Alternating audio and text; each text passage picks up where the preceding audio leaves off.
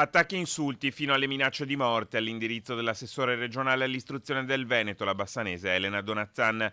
A farla finire nel mirino dei commenti violenti è stato un post della campagna Pro Vita Onlus e Generazione Famiglia contro l'utero in affitto. Non spaventata, anche se il tenore è violentissimo, perché minacciano di uccidermi, ma perché è una reazione che trovo incredibile per livore, cattiveria, insulti, per una posizione che io ho tenuto, tengo da sempre, di dire no all'utero in affitto.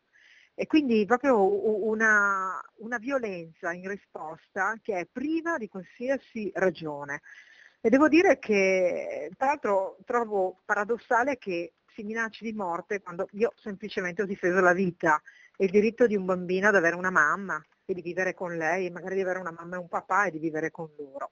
Donazzan ha annunciato che presenterà querela contro gli autori delle minacce di morte ed ha anche aggiunto di essere pronta a discutere di persona con chi l'ha insultata. Gente che ha bollato come codarda.